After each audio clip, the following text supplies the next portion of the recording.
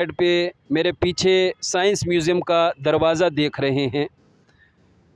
ہم نے اندر جانے کی کوشش کی ہے، لیکن ہمیں اندر جانے کی اجازت نہیں دی گئی کہ موبائل آپ ساتھ نہیں لے کے جا سکتے۔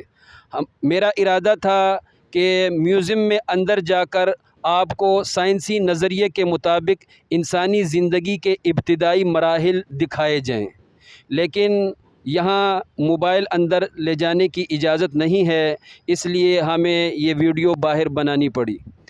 عزیزان محترم، جب آپ سائنس میوزیم لاہور میں انٹر ہوں گے تو یہاں انسانی زندگی کے ابتدائی مراحل دکھائے گئے ہیں سائنسی نظریے کے مطابق۔ ہمارے پاکستانی اسکولوں میں، کالجز میں، یونیورسٹیوں میں ڈارون کا نظریہ سکھایا جاتا ہے، پڑھایا جاتا ہے، اور انسان کو بندر کی اولاد ثابت کرنے کی کوشش کی جاتی ہے۔ ہمیں ہرگز بندر کی اولاد ہونے پر کوئی فخر نہیں ہے، ہم اپنے آپ کو بندر کی اولاد پسند نہیں کرتے۔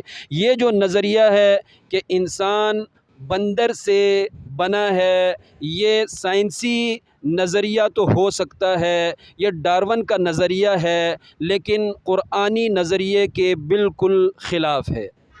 میں صرف 2 آیات آپ کے سامنے پڑھوں گا جس سے بالکل واضح ہو جائے گا کہ انسان اول ڈائریکٹ مٹی سے پیدا کیا گیا ہے، نہ کہ بندر سے۔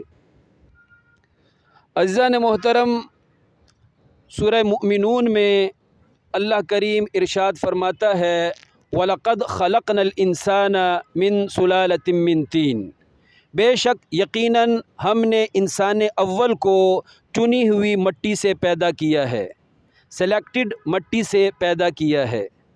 یہاں یہ نہیں فرمایا کہ ہم نے انسان اول کو بندر سے پیدا کیا، بلکہ فرمایا ہم نے انسان اول کو چنی ہوئی مٹی سے پیدا فرمایا ہے۔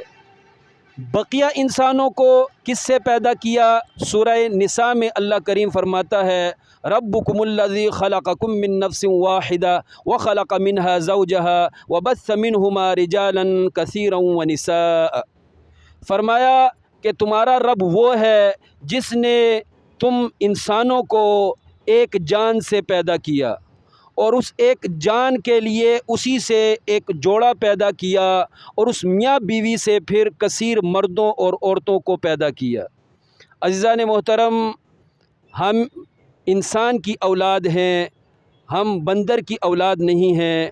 ڈارون خود کو بندر کی اولاد کہے، لیکن ہم اپنے بچوں کو قرآنی نظریہ سکھائیں گے۔ ہم اس سائنسی نظریے سے بالکل اتفاق نہیں کرتے، ہم اس نظریے کی شدید مذمت کرتے ہیں۔ اللہ کریم ہمیں اپنے بچوں کو قرآنی نظریے سکھانے کی توفیق عطا فرمائے، آمین ثم آمین۔